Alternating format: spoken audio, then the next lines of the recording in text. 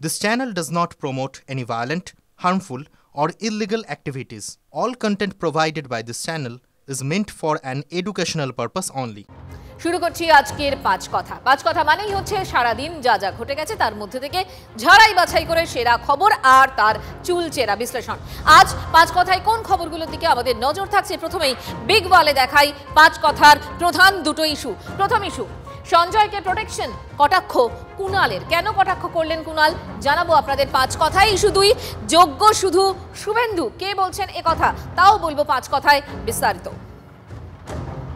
আজ পাঁচ কথার শুরুতেই তিলোত্তমার তদন্ত নিয়ে তরজা চলছে, তাতে নজর রাখবো। একটা নক্কারজনক ঘটনা, একটা নক্কারজনক ধর্ষণ খুন নিয়ে চূড়ান্ত তরজা চলছে এই বাংলায়। আজ তিলোত্তমার বাবা এবং তিলোত্তমার আইনজীবী বলেছেন যে তারা আপাতত সঞ্জয়ের ফাঁসি চাইছেন না, মানে সর্বোচ্চ সাজা চাইছেন না। কেন চাইছেন না তাও স্পষ্ট করেছেন। এরপর এই তিলোত্তমার পরিবারের বিরুদ্ধে রাজনীতি করার অভিযোগ করেছেন তৃণমূল সাংসদ কল্যাণ বন্দ্যোপাধ্যায়। আরও এক ধাপে গিয়ে কুণাল ঘোষ প্রশ্ন তুললেন, সঞ্জয়কে প্রোটেকশন দিচ্ছে কি তিলোত্তমার পরিবার? আরও অনেক কটাক্ষ করেছেন কুণাল ঘোষ। কি বলেছেন দেখুন। দয়া করে চক্রান্তকারীদের মুখপাত্র হয়ে উঠবেন না। পুত্রীর শোকে এমন কিছু বলা উচিত না যেটা ওনার এখতিয়ারের মধ্যে পড়ে না। ওনারা সম্পূর্ণভাবে রাজনৈতিক উদ্দেশ্য প্রণোদিতভাবে প্ররোচিত হয়ে বিবৃতি দিচ্ছেন। মুখ্যমন্ত্রীর পদত্যাগ করা উচিত, তিলোত্তমার বাবা একথা বলতেই মেহারা পরিবারকে চড়াশুরে আক্রমণ শুরু করেছে তৃণমূল। এর মধ্যেই রাজ্য সরকারের করা মামলা শুনানিতে তিলোত্তমার বাবা বলেছেন আপাতত সঞ্জয়ের ফাঁসি চাইছেন না তারা। আমরা চাইছি যারা যারা এই ঘটনার সঙ্গে জড়িত সবাই সামনে আসুন, সবাইকে তদন্তের আওতায় এনে বিচার ব্যবস্থার আওতায় এনে চরম শাস্তি দেওয়া। ফাঁসি চাইছি কি চাইছি না সেটা আমাদের যে উকিল আছে উনি বিশ্লেষণ করবেন। আমরা বলছি যারা মূল অপরাধী তারা এখন ধরা পড়েনি, তাই আমরা বলছি যে এই মুহূর্তে এই অ্যাপিলে আমরা ক্যাপিটাল পানিশমেন্ট চাই না। আপাতত ফাঁসি চাইছেন না, কেন চাইছেন না তাও স্পষ্ট করেছেন।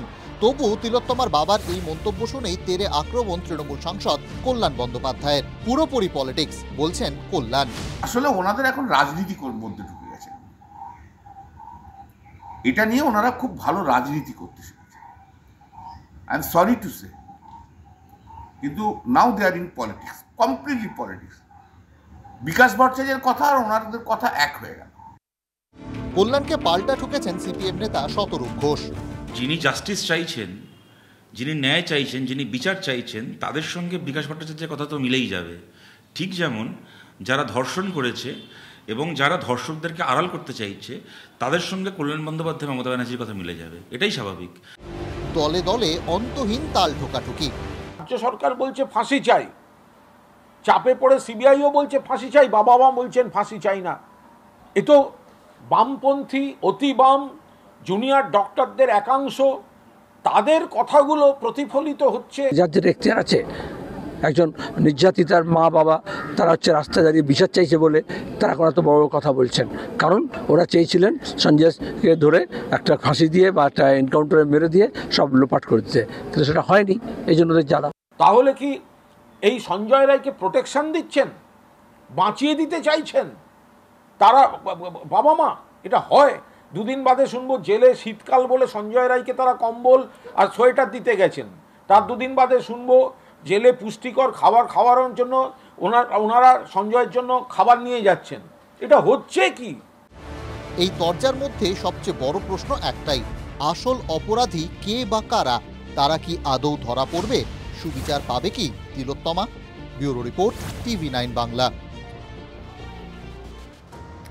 তিলোত্তমা ধর্ষণ খুন মামলায় ফাঁসি চেয়ে হাইকোর্টে আবেদন করেছে রাজ্য সরকার। রাজ্যের এই এখতিয়ার আদৌ আছে? সেই নিয়েই শুনানি চলল দিনভর। আর এই মামলার শুনানিতে তিলোত্তমার পরিবার জানিয়ে দিল যে আপাতত সঞ্জয়ের ফাঁসি চাইছে না তারা। সঞ্জয়ের ফাঁসি চেয়ে রাজ্যের দায়ের করা মামলা তাহলে কি গৃহীত হবে? হাইকোর্টের পর্যবেক্ষণ ঘিরে জোর জল্পনা।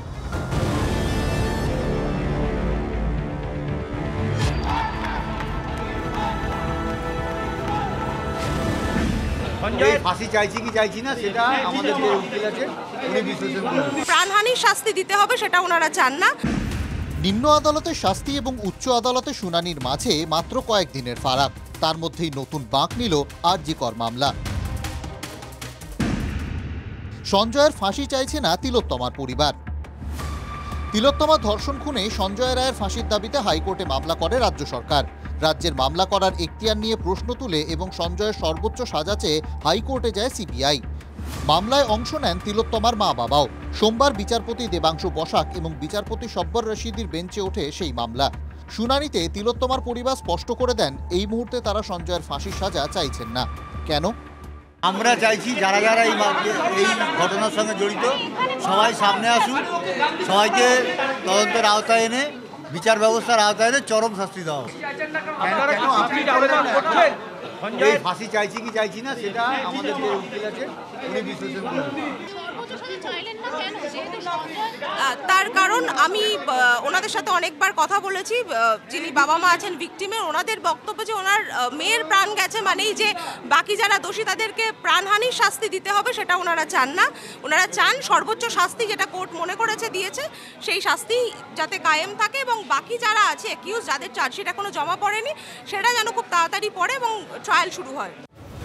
এদিনও রাজ্য পুলিশ এবং সিবিআই এর তদন্ত নিয়ে প্রশ্ন তোলেন নির্যাতিতার পরিবার এবং তাদের আইনজীবীরা। এই অ্যাপিলটা ফাইল করেছে স্টেট, অ্যাপিলটা ফাইল করেছে সেন্ট্রাল ইনভেস্টিগেশন অথরিটি সিবিআই। তারা ক্যাপিটাল পানিশমেন্ট চেয়ে যখন অ্যাপিল করেছে তখন যে ট্রায়াল কোর্টের বিচারক তিনি অসন্তোষ প্রকাশ করেছেন তদন্ত নিয়ে। আমরাও অসন্তোষ প্রকাশ করছি দীর্ঘদিন ধরে তদন্ত নিয়ে। আমরা বলছি যারা মূল অপরাধী তারা এখন ধরা পড়েনি, তাই আমরা বলছি যে এই মুহূর্তে এই অ্যাপিলে আমরা ক্যাপিটাল পানিশমেন্ট চাই না। আমরা চাই যারা মূল অপরাধী তারা ধরা পড়ুক, তাদের কড়া সাজা হোক। রাজ্য সরকার এবং সিবিআই দুপক্ষই আবার সঞ্জয়ের সর্বোচ্চ সাজা চেয়ে আবেদন করেছে। বিচারপতি দেবাংশু বসাকের প্রশ্ন, সেক্ষেত্রে দুটি মামলা কি গ্রহণ করা সম্ভব?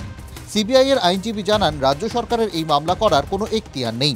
আদালত যাবতীয় রেকর্ড সিবিআই এর হাতে তুলে দিয়েছিল।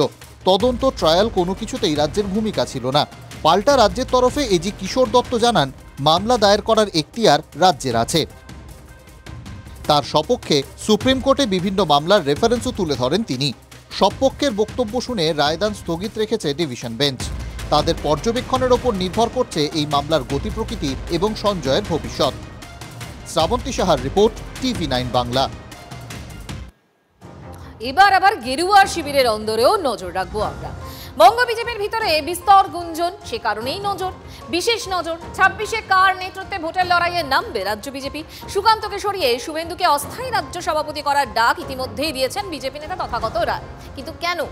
নিজের যুক্তিও দিয়েছেন কিন্তু তথাগত। প্রশ্ন হলো, তথাগতর দাবিতে তথাস্তু বলবে বিজেপি? এক ব্যক্তি এক পদ, বিজেপির এই নীতিতে রাজ্য সভাপতি পদে থাকার কথা নয় কেন্দ্রীয় প্রতিমন্ত্রী সুকান্ত মজুমদারের। যদিও এখনও রাজ্য সভাপতি বদল হয়নি বঙ্গ বিজেপিতে, তা নিয়ে গেরুয়া শিবিরের অন্দরে কম বিতর্ক হয়নি। নতুন করে বিতর্কে রসদ জোগালেন রাজ্য বিজেপির প্রাক্তন সভাপতি তথাগত রায়। সুকান্ত মজুমদারকে সরিয়ে অস্থায়ী রাজ্য সভাপতির দাবি তথাগত রায়ের। 26-এর নির্বাচনের আগে প্রথম একজন অস্থায়ী সভাপতি মনোনীত হওয়া উচিত। আজকে পশ্চিমবঙ্গ ভারতের মধ্যে বলা যেতে পারে সবচেয়ে উপদ্রুত রাজ্য। সেটার বিরুদ্ধে লড়তে পারে একমাত্র বিজেপি, অন্য কোনো দল তো লড়বে না, কারণ তাদের ওই সংখ্যালঘু ভোট ব্যাংকের দিকে তাকালে তাদের জিভ দিয়ে জল পড়ে। অস্থায়ী সভাপতি পদে শুভেন্দুই একমাত্র যোগ্য, দাবি তথাগত। এই অস্থায়ী সভাপতি হিসেবে এমন লোককে নিতে হবে যার জনসংযোগ আছে, যার জনসমক্ষে পরিচিতি আছে, যিনি দলের হয়ে লড়ছেন। আমি তো খুব পরিষ্কার করে আগাগোড়া বলে এসেছি যে সভাপতি হবার যোগ্য মানুষ একমাত্র শুভেন্দু অধিকারী। কেন সুকান্ত নয় তার ব্যাখ্যাও দিয়েছেন তথাগত।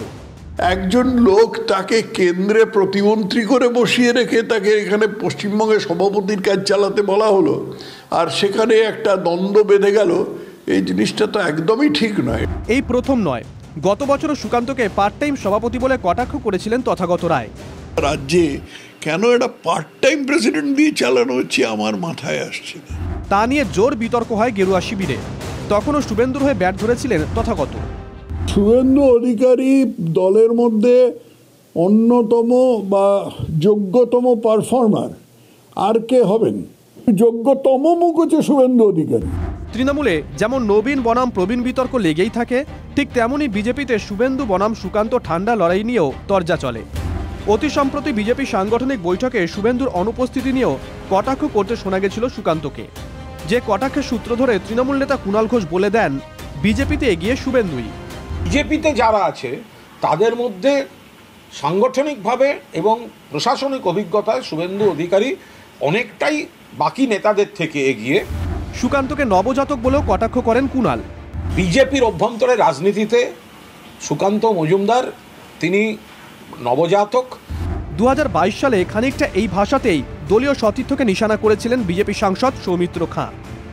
রাজ্য সভাপতি রাজনীতিতে খুবই কম দিন পলিটিক্সে এসছেন।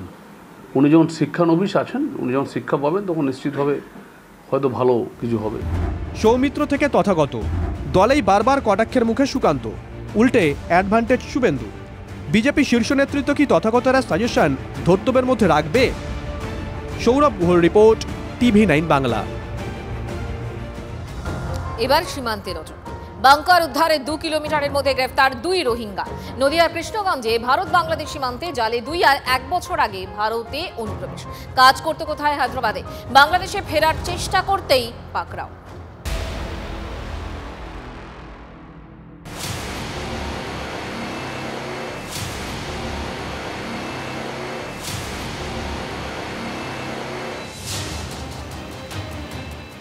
নদিয়ার ভারত বাংলাদেশ সীমান্তে মাটির নিচে লুকোনো 4 বাংকার থেকে বিপুল পরিমাণে মাদক উদ্ধার করেছে বিএসএফ।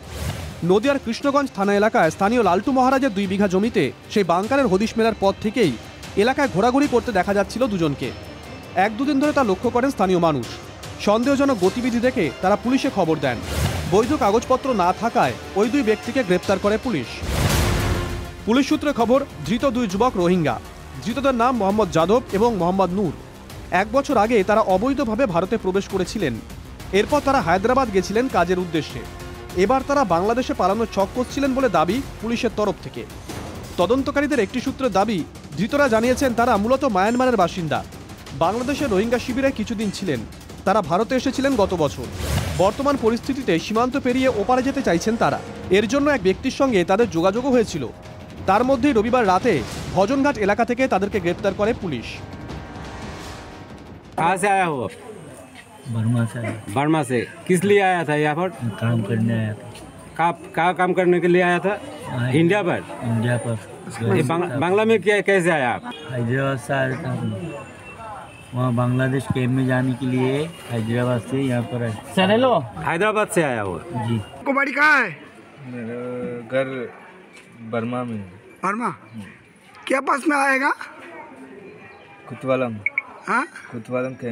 জানায় যে হায়দ্রাবাদে তারা একটা কাজ করছিলেন এবং সেখান থেকে বর্তমান যে পরিস্থিতি তৈরি হয়েছে, ভয়ে আতঙ্কে তারা বাংলাদেশে আবার ফিরে যাওয়ার পরিকল্পনা করছিলেন। আর এই পরিকল্পনা ছকের মধ্যে কিন্তু 26শে জানুয়ারি প্রজাতন্ত্র দিবস, সীমান্তে কঠোর নিরাপত্তা ব্যবস্থা রয়েছে এবং বাংকার উদ্ধার হয়েছে। তারই ফলে তারা এখানে থেকে বাংলাদেশে যেতে পারেনি, তাই এই এলাকায় ঘোরাফেরা করছে।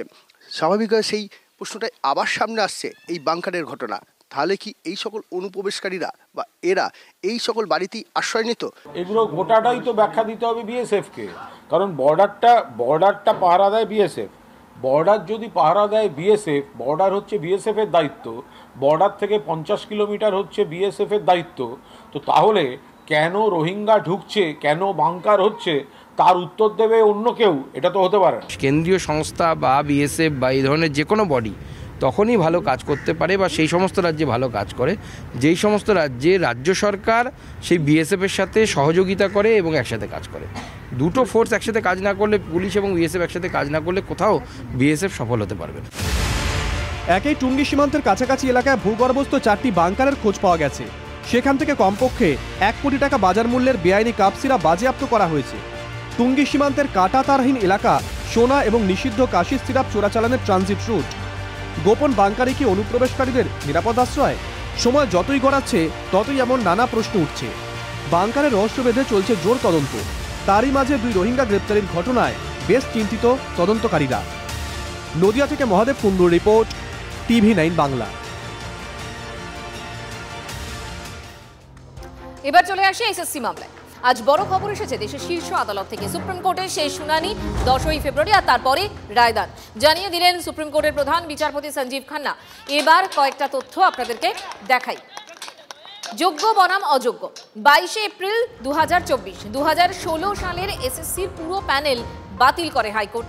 22 এপ্রিল 2024 25,753 শিক্ষক শিক্ষাকর্মীর প্যানেল বাতিল করে হাইকোর্ট।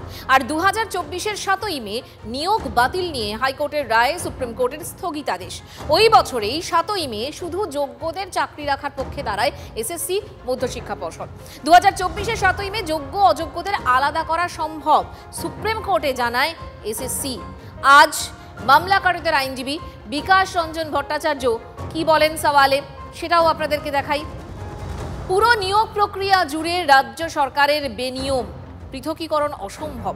রাজ্য সরকারের দুর্নীতিগ্রস্তদের বাঁচাতে চায়। হাইকোর্ট জানতে চেয়েছিল কতজন বৈধ, এসএসসি উত্তর দিতে পারেনি। মন্ত্রীর মেয়েকে চাকরি দিয়ে দুর্নীতি করা হয়েছে, স্কুল সার্ভিস কমিশন জানেই না যে কতজন বৈধ। যোগ্য অযোগ্য আলাদা করা যাবে না। এরপরই কোর্ট জানিয়ে দেয় যে 2 সপ্তাহ পর 10ই ফেব্রুয়ারি ফের শুনানি, আর ওই দিনই হেস্তনেস্ত হবে।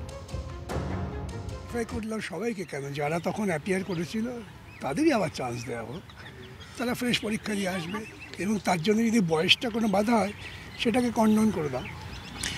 যখন কোনো প্রসেস ইললিগাল হয় তখন সেখান থেকে ভালো মন্দ বাঁচা যায় না। এটা আমাদের দুর্ভাগ্য যে কিছু ভালো ছেলেমেয়ে হয়তো ক্ষতিগ্রস্ত হয়েছে।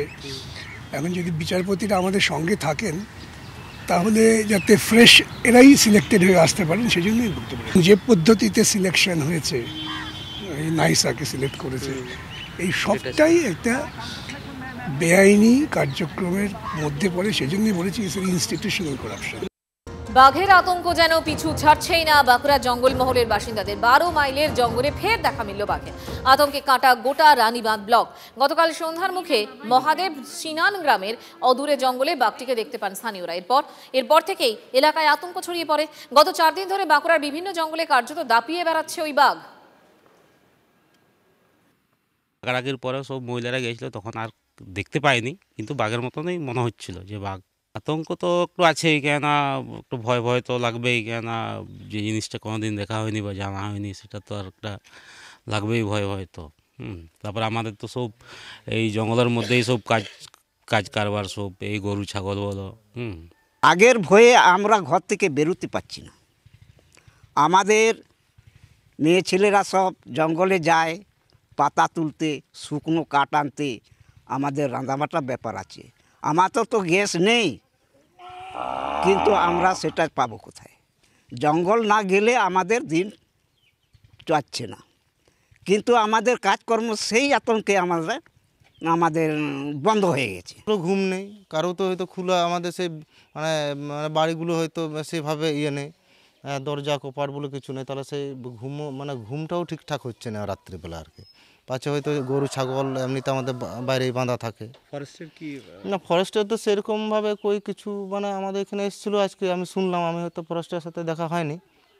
তো ওনাদের আমি বলবো ওনাদের একটু দায়িত্ব করে যে মাইকিং টাইকিং করা। এই গত 4 দিন ধরে বাঁকুড়ার রানীবাঁধ ব্লকের এই জঙ্গল ঘেরা যে এলাকা, সেই জঙ্গলেই বাঘ ঘাপটি মেরে বসে রয়েছে, এবং তার ফলে এই এলাকার মানুষের জীবনযাত্রা একেবারে যে স্বাভাবিক জীবনযাত্রা, জঙ্গল নির্ভর যে জীবনযাত্রা, সেই জীবনযাত্রা অনেকাংশে ক্ষতিগ্রস্ত হচ্ছে।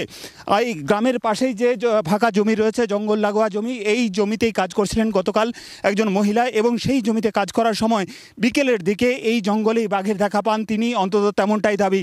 ঘটনার খবর যায় বন দপ্তরের কাছে, কিন্তু বন দপ্তরের কর্মীরা ঘটনাস্থলে আসেন এবং তারপর তারা গ্রামবাসীদের সঙ্গে কথা বলে এখান থেকে চলে যান। গ্রামবাসীদের যেটা দাবি যে বন দপ্তরের তরফ থেকে এই বাঘটিকে যেমন অন্যত্র সরানোর ব্যাপারে কোনো ব্যবস্থা নেওয়া হচ্ছে না, তেমনি বাঘ কোথায় রয়েছে তার সুনির্দিষ্ট তথ্য গ্রামবাসীদের জানানো হচ্ছে না।